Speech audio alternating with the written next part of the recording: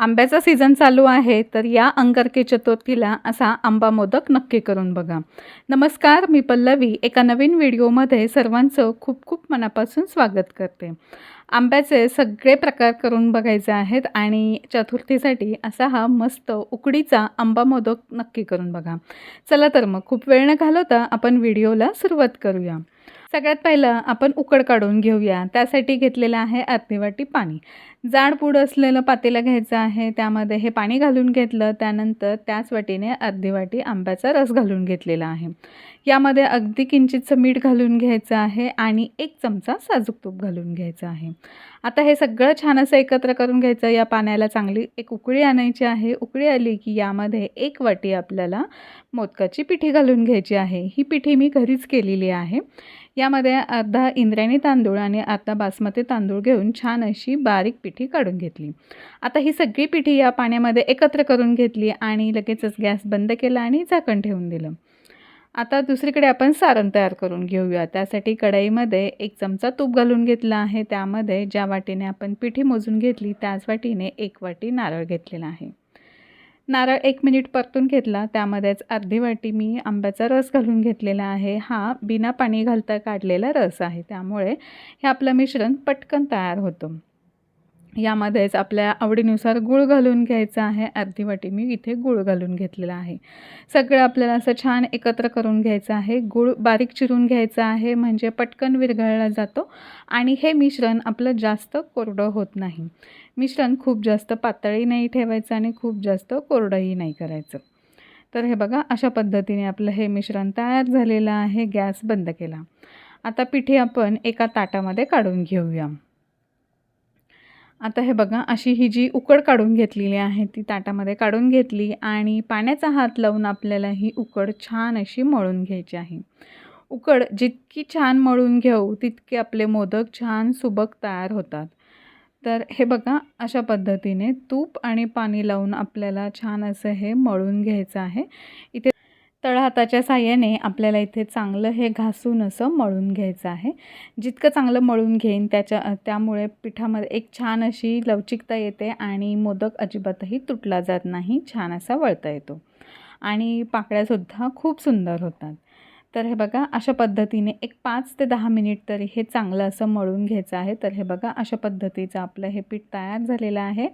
लगेचच आपण याचे आता छोटे छोटे गोळे करून घेऊया. हे बघा अशा पद्धतीने दोन्ही तळहाताच्या मध्ये चांगला हा गोळा घोळून घ्यायचा आहे म्हणजे अजिबातही याला कुठेही चिरा वगैरे पडत नाही. तर याच पद्धतीने आपण सगळे इथे आपण हे छोटे छोटे गोळे करून घेऊयात. तर हे सगळे गोळे केल्यानंतर एखाद्या डब्यामध्ये झाकण लावून ठेवून द्यायचं आहे. पीठ जास्त गार होऊ द्यायचं नाही आहे किंवा हवा लागू द्यायची नाही आहे. आता ह्या भांड्यामध्ये मी ठेवून घेतलेलं आहे. यावरती झाकण ठेवते आणि एक यातली गोळी घेतलेली आहे आणि पुरी प्रेसवरती किंवा पोळपट लाटण्यावरती सुद्धा तुम्ही हे लाटून घेऊ शकता. हाताने खोलगट वाटी करायला थोडा वेळ जास्त लागतो आणि मोदक करायला वेळ लागतो. त्यामुळे अशा पद्धतीने तुम्ही इथे करून घेऊ शकता.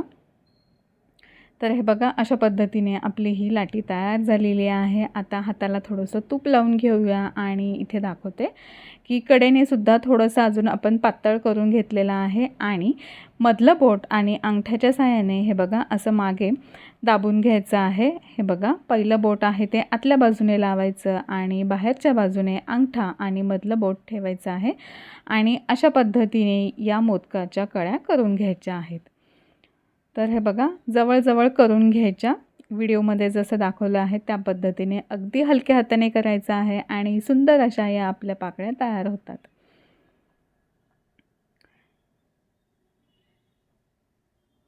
आणि अगदी तुम्ही पहिल्यांदाच करत असाल तर तूप आणि पाण्याच्या ऐवजी तुम्ही यातली जी कोरडी पिठी आहे त्याचासुद्धा हात लावून घेतला तरीसुद्धा छान वळता येतात.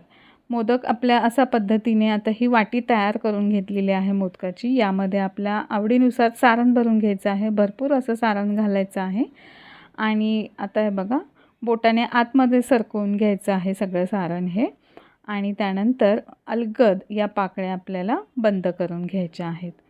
तर हे बघा अशा पद्धतीने हलक्या हाताने आणि एकाच दिशेने गोल फिरवत मोदक गोल फिरवायचा आहे आणि त्यानंतर या सगळ्या ज्या आपण कळ्या करून घेतलेल्या आहेत त्या बंद करायच्या आणि तुपाचा हात लावून घेतला, मध्ये मध्ये पाण्याचा हात किंवा तुपाचा हात लावून घ्यायचा आहे, म्हणजे हाताला पीठ चिटकलं जात नाही. आणि अशा पद्धतीने आपण हे मस्त सुंदर सुबक असे मोदक तयार करून घेणार आहोत.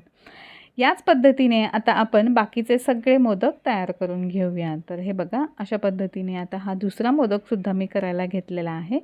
तर इथे सुद्धा मी तुम्हाला दाखवते की अगदी आपल्याला हे मोदक छान पटपट असे जमतात आणि सुरुवातीला आपल्याला अगदी हलक्या हाताने आणि खूप नाजूकपणे हे सगळं करायचं आहे. तर हे बघा, अगदी शेवट म्हणजे खालपर्यंत आपल्याला ही कळी दाबून घ्यायची आहे. असं उभं बोट लावायचं आहे, म्हणजे छान अशा कळ्या होतात आणि एकदम सुंदर असा आपला हा मोदक तयार होतो. तर याच पद्धतीने आता आपण सगळे मोदक करून घेऊयात.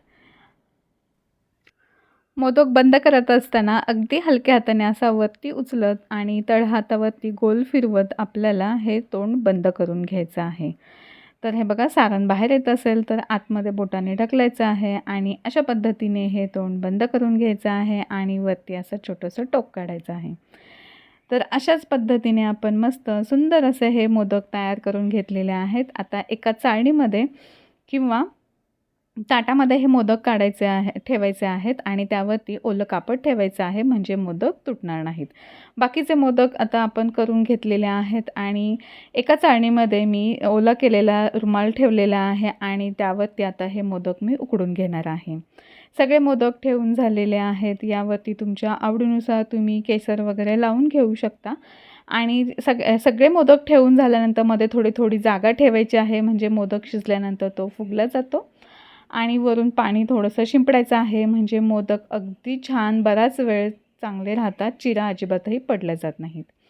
त्यानंतर चाळणीमध्ये आपल्याला हे मोदक उकडायला ठेवायचे आहेत. खाली कढईमध्ये पाणी उकळत ठेवलेलं आहे, त्यावरती ही चाळणी ठेवायची आहे आणि 10 ते 15 मिनिट तरी आपल्याला हे मोदक छान असे उकडून घ्यायचे आहेत. मोदक उकडल्यानंतर मस्त असे गरमागरम आपले उकडीचे आंबा मोदक तयार झालेले आहेत. त्यावरती तुपाची धार धरायची आहे आणि अशा पद्धतीचा मोदक गणपती बाप्पाला नक्कीच आवडेल. व्हिडिओ आवडला तर लाईक, शेअर आणि सबस्क्राईब करायला विसरू नका. धन्यवाद.